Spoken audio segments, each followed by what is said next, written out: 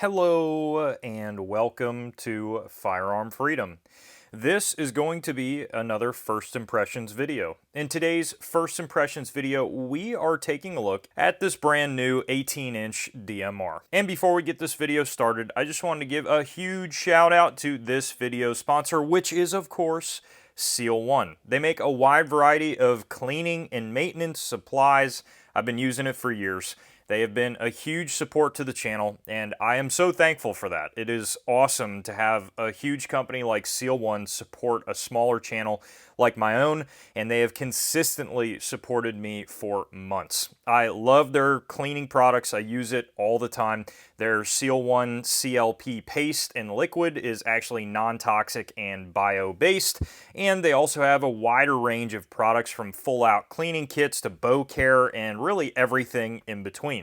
They're also offering you guys a 25% off discount code for being supporters of the channel. You can take advantage of that by clicking the link down in the description or the comment section, and at checkout, type in the code FF-25. That's FF-25. It's going to get you 25% off of your order. This rifle has changed so much since I started filming, and I don't know, I don't know what to do anymore.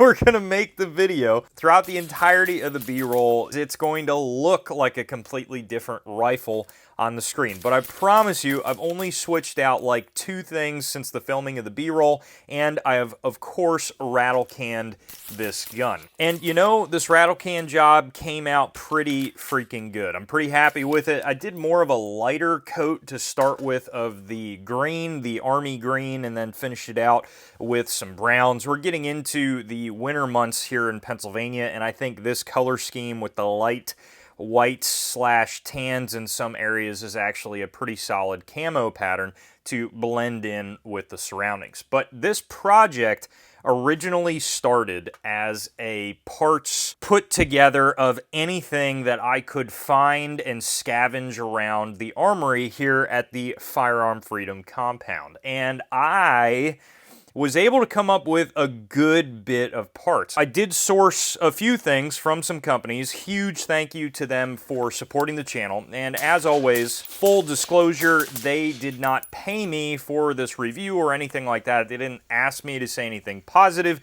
They just simply wanted to give me some parts and pieces to complete this package and also see how they are performing and get my honest thoughts and opinions. One of those parts was a Fail Zero nickel boron bolt carrier group. I have actually had some experience with Fail Zero in the past.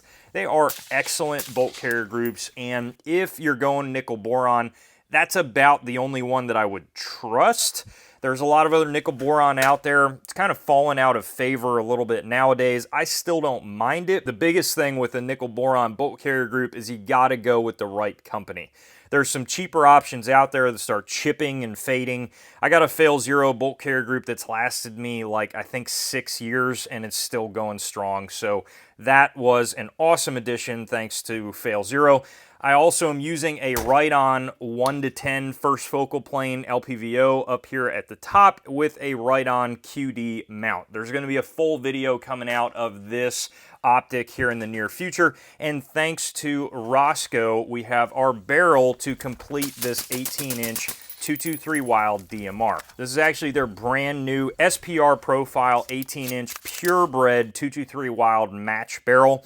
And I did get a chance, unfortunately not on film, to shoot this out to 100 and then 300 yards. And at 100 yards with 77 grain OTM match, we were getting about an inch just simply resting it off a range bag with a ton of human error there. So I've been thoroughly impressed with this barrel so far, and it has been breaking in really well. I'm going to do a full accuracy testing video in the future with this barrel. But getting into the other parts that I just scrounged around, I was able to get, thanks to the FF Pocket Gunsmith, this Midwest 13, I think 0.7-ish inch rail that has been doing really well. I have no complaints about the Midwest Industries rails.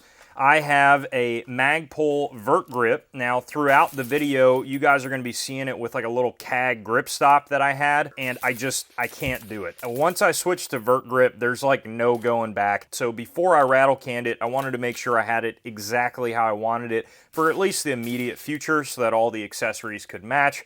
And I decided to swap out a vert grip off another build in the collection onto this one, so that is also sourced.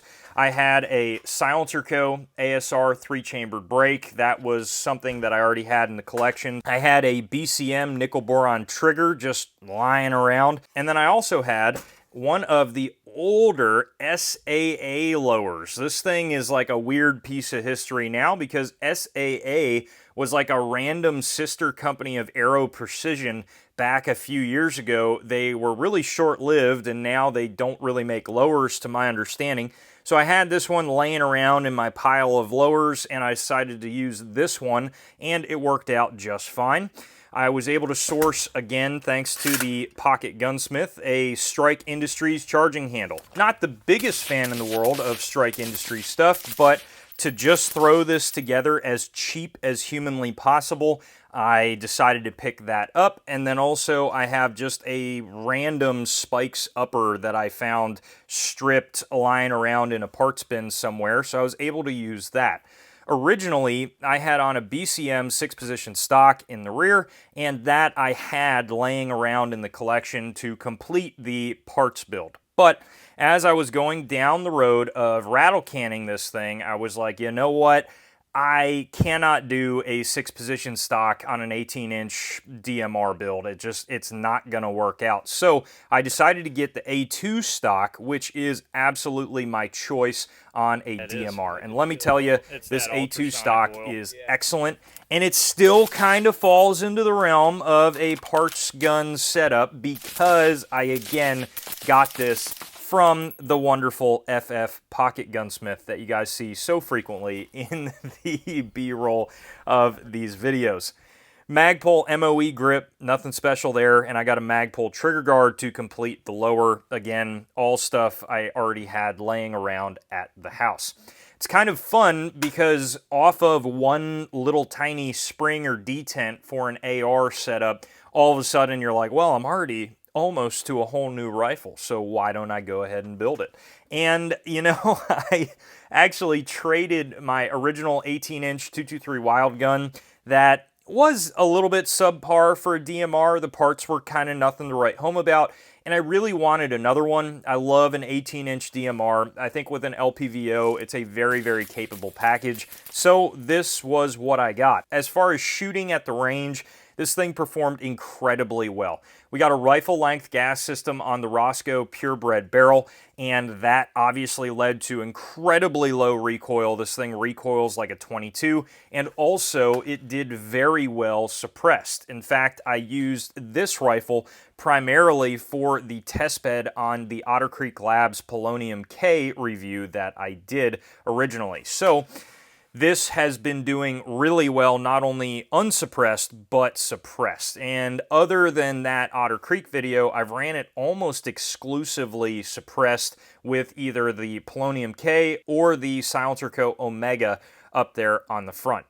The ride-on was a pleasant surprise. I really didn't know a whole ton of a lot about ride-on before I got this in for some testing. And this one, surprisingly, is not one of their Japanese-made ones. It is made in China, so it's a little bit of that like kind of mid or lower tier that they have. And I still was very impressed with the clarity of the glass.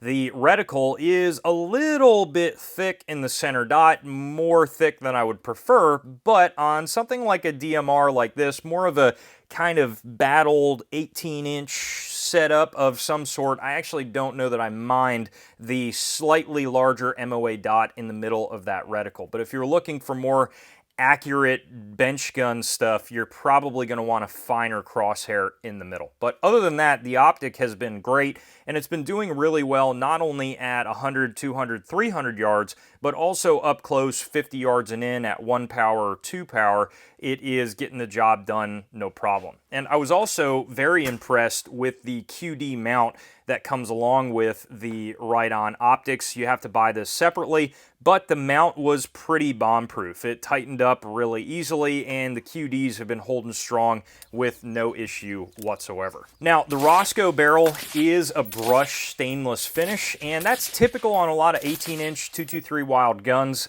I personally am just not a fan of any stainless or brushed stainless parts on any of my guns. I'm not a huge fan of it. This trigger that is polished is about as far as I will go, or like a nickel boron bolt carrier group, but as far as the barrel goes, it's way too flashy for me. So that was another reason that led to my decision to rattle can the gun. Also, ARs for me in my collection are kind of one of those like a dime a dozen things. I can always build another one or swap it or trade it or whatever, so it's almost kind of like my selling fodder in the collection that just kind of sits there to trade or barter. And that's another reason why I don't really care about rattle canning ARs. I'll do it all day long because it's not an uber collectible thing that I might lose value in. So that's another fun part about putting together an AR like this, is you can kind of just go crazy with it, and you can rattle can it without feeling bad about it. You can slap a bunch of different parts on here and pretty much everything is going to work.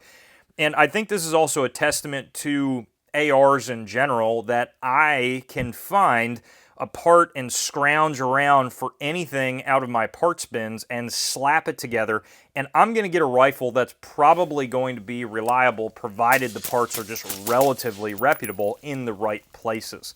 And I think that's a really cool thing that always exists with this platform. That is going to wrap up this fun 18-inch DMR first impressions video. If you guys have any other questions about this gun or anything else on the channel, please feel free to put them down below in the comment section, and you guys know I absolutely will get back to you. While you're down there, head up to the description for the ways to support the channel, and as always, stay tuned for more great videos coming soon.